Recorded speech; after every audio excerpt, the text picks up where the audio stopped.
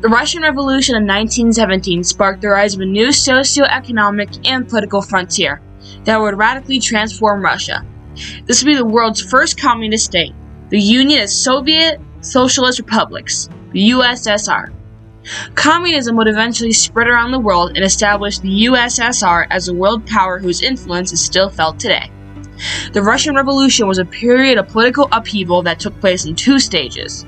First, February of 1917, the Russian Empire's absolute monarchy collapsed under Tsar Nicholas II, and two separate and opposing authorities emerged.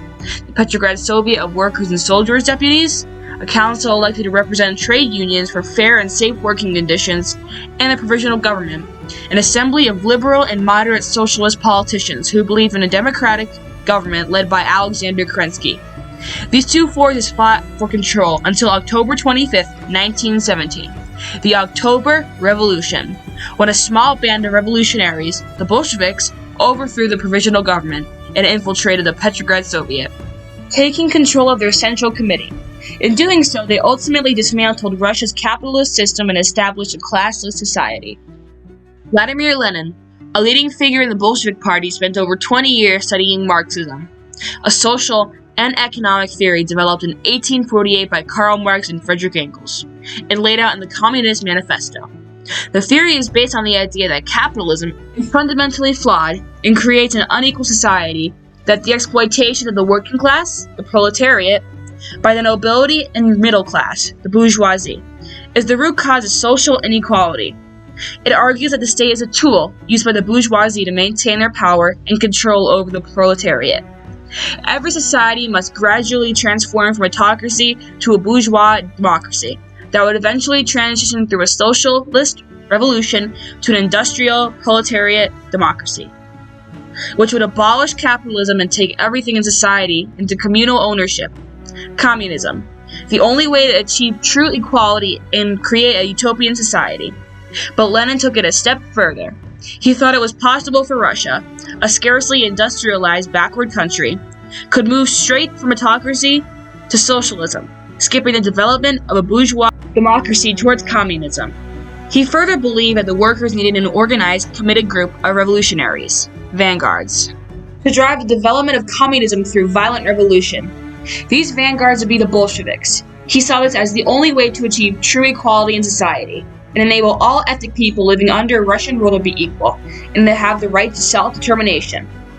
Lenin believed that during World War I's dismal failures, millions dead or imprisoned, strained resources, crippled supply chains, starving women and children, high inflation, and a weak economy created the environment for a communist state to finally emerge.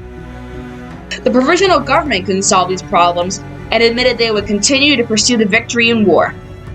The Bolsheviks refused to play any role in the war, seeing it as imperialist and capitalist. He called for immediate measures to build a socialist state based around Soviets. All power to the Soviets. He demanded bread, land, and peace. Bread to feed the starving people, land for the peasants, and peace from the war. Lenin had no respect for the Provisional Government or steady, slow, peaceful change. He wanted quick, violent change that would start a worldwide revolution to overthrow the capitalist system. On October 24th, 1917, Leon Trotsky, the chairman of the Petrograd Soviet, a Bolshevik, and Lenin's right hand, instituted a radical plan of insurrection against the Provisional Government, and directed the Military Revolutionary Committee and the Soviets to occupy key communication, transportation, and government buildings in Petrograd, including the Winter Palace, which was the seat of the Provisional Government. The following day, October 25th, 1917, the Bolsheviks' revolutionary soldiers, the Red Guard, entered the Winter Palace and arrested the Provisional Government. Kerensky escaped, and Vladimir Lenin and the Bolsheviks seized power. This was one of the most defining moments of modern world history. Following the coup, the Second All-Russian Congress of Soviets transferred all government power to the Soviets' workers and peasants' deputies. The next day, the Congress elected a Council of People's Commissars, a new provisional Soviet government with Lenin as chairman. Lenin arrested and imprisoned leaders from any party that was not Bolshevik, and confident that they would win, held the first ever free election of the people for the Russian Constituent Assembly. But the election's results show that the Bolsheviks had lost the election by a landslide.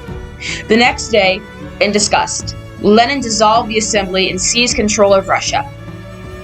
But there was resistance, and the country found itself amid a civil war.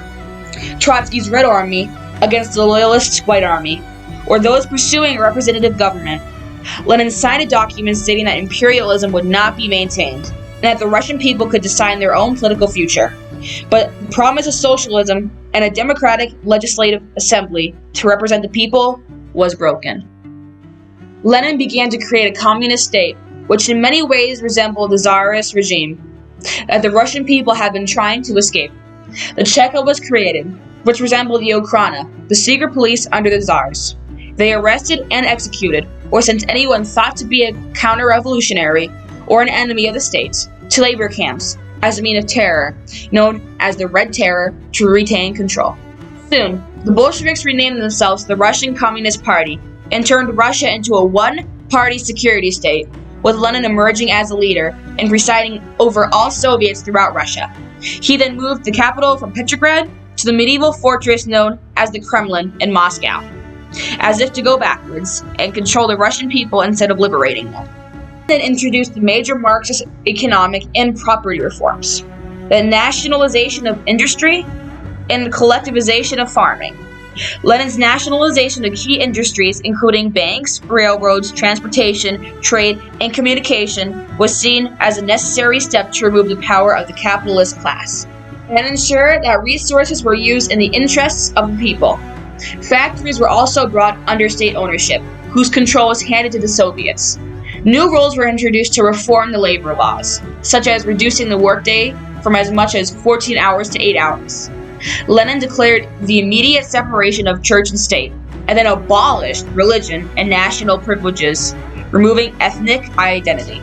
He established large collective farms run by the state and declared that all land across Russia, which was formerly owned by nobility in the Orthodox Church, be confiscated by the state and redistributed amongst the peasantries.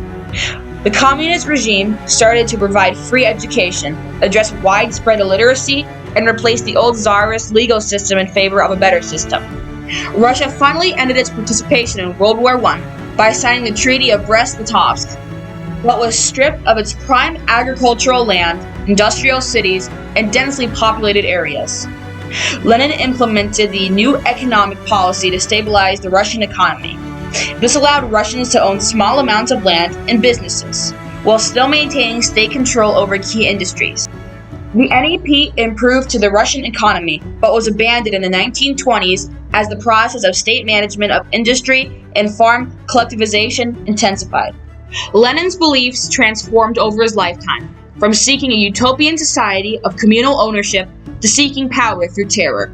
Lenin became conflicted when his dreams of communism wasn't swift and successful. He promised freedom, but delivered control.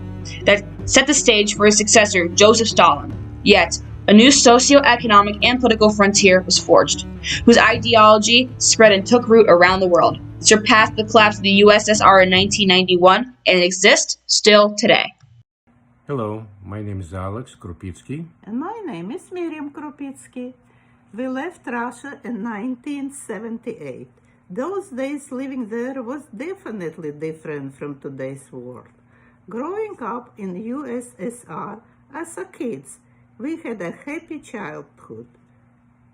This is what we thought, but not knowing or comparing to anywhere else in the world. Schools were very strict and you learned, but lots of propaganda and very political. Government was in charge of your life. We are very lucky that we've been in this country and made home in United States.